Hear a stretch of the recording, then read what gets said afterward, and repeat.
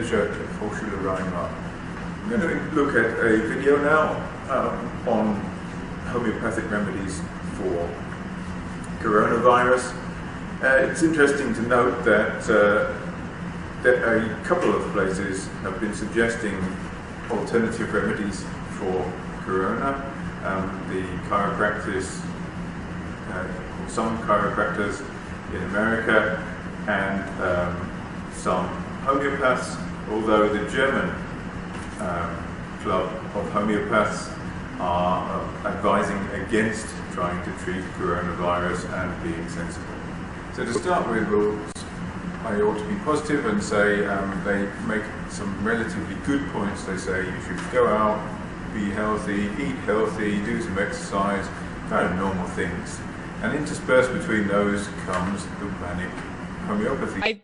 I think a big thing that we kind of skimmed over a little bit is sleep, and you got to have that. You got to have that rest so that you have that sound mind, so you can make rational decisions. And yeah, losing sleep is not going to help. So if you can get some good sleep and be able to think clearly on how to take care of yourself and your family and your loved ones, we're all going to be just a-okay. And it's this virus that is spreading around the world, and nobody really understands it yet. They're not really sure how to handle it. And so what are they doing? They're buying toilet paper, right? So yes. I'm not sure if that's a medical recommendation somewhere. Yeah, that's a little bit dishonest. Of course, the medical advice isn't to go out and buy all of the toilet paper from the shop, and of course, a complete disaster. The medical advice is to be careful and maybe wash your hands and maybe don't touch your face quite so much. So to give my perspective, I do not watch the news. And that was to be expected. Of course, somebody who believes in all kinds of weird theories is not going to watch the news. But the Spanish influenza epidemic of 1917, 1918 was a big one. The medical anthropologists have looked at the homeopathic physicians. These were MDs that practiced homeopathic medicine, had the best track record. And there's two main remedies, homeopathic remedies, that come out of that. That was gelsemium and eupatorium. Now, I haven't been able to find any real evidence, apart from homeopaths trying to overstate their case. I haven't been able to find any real numbers of people actually saved by homeopathy from the Spanish flu, unsurprisingly. The phosphorus is a top lung remedy with a cough in it. We use it for colds, also with an element of fear. If there's a lot of fear going on, right, phosphorus can help. It uses what's called a drainage remedy to help detoxify and cleanse the lungs. Also a very gentle cleansing, but it's good for there. Bryonia. Bryonia has a dry, painful cough. We use it quite a bit. Rumex crispus, that is your dock. You can use it as the plant. I mean, it's going to grow in your yard along the wood line somewhere. You can find that if you know your plants. Right. So homeopathically, we use it for a dry cough. It's triggered by like cold air and a little tightening, get a little tightness right in here. At the first sign of anything, you want to take aconite. Right. Aconite in the pellets. If you feel like you may be catching something, aconite would be your first one to take. And sometimes that can help your body fight off anything that's coming. So that's aconite, A-C-O-N-I-T-E. So you take that when you start to first feel the twinge of anything before Correct. You really know what it is. So it might be coronavirus. It might be your allergies. It could be any number of things. It doesn't necessarily have to be that. But before you know, before the symptoms really start revving up, then you take this aconite. And sometimes you just don't get any sicker, right? And sometimes it just kind of makes it a little bit more mild. Correct. Yes, I've had. The first thing I notice about that clip is that some of these remedies are supposed to be for everything. They cure everything, and the cures all is the first warning that I usually get, or that you should usually see when there's an alternative remedy that's unlikely to work. One of the claims that you'll see is that it cures a whole lot of completely unrelated things. It's not impossible that a cure will cure, that a medicine will affect more than one thing, but it's very unlikely, and we don't have any medicines that cure huge amounts of different illnesses at the same time without having any side effects, which is typically the claim. What we also see is a classical confidence trick. So the classical confidence trick, if we were going to do what a medium would do, which is cold reading, is what we would tend to do is we would throw out a whole lot of suggestions.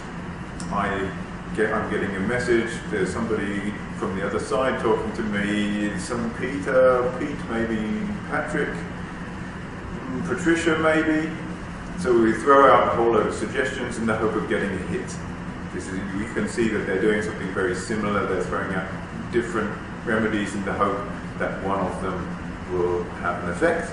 And the other way around, we also need to set up failure. We also need to allow for it not to work, and the medium would say, oh, I can't hear properly, or there's a lot of people here, it's very confusing, so that the victims don't realize that, okay, he hasn't said Pete, there's no Pete in the room, and don't let you move on. Time to get out into the woods, and the trees produce, like the forest bathing, the trees will produce phytoncides, which improve the immune system. You can actually increase natural killer cells in the body.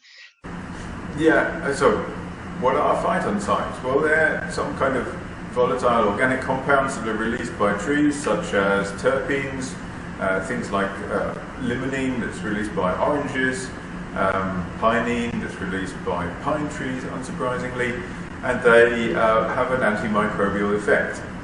If you breathe them in, are they going to have an effect on you? Maybe. Are they going to affect your immune system? No, they're not going to affect your immune system. The bottle is going to tell you one thing about dosing. Right.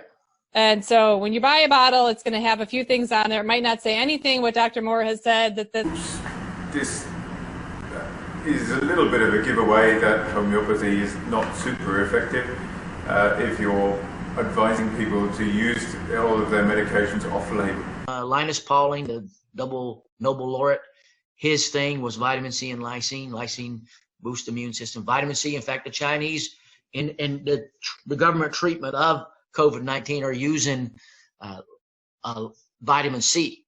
This isn't 100% untrue. Some supplements have been shown to have an effect on viruses, although vitamin C specifically is taken to improve healing of open wounds and has very little to do with the virus itself.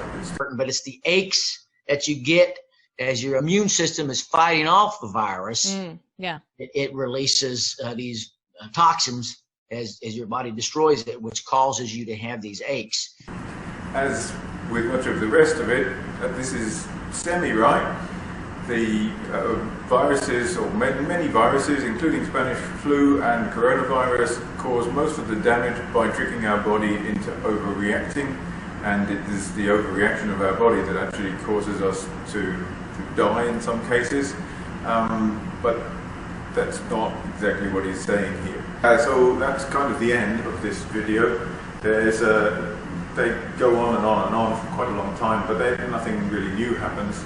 What's interesting, so what's worrying about corona is that a lot of people are coming out of the woodwork, homeopaths, chiropractors, and claiming that they can heal it when it's fairly clear that they can't. Gelsemium and eupatorium. Phosphorus is a top lung remedy. Bryonia. Bryonia has a dry, painful cough. We use it quite a bit. Rumex crispus, that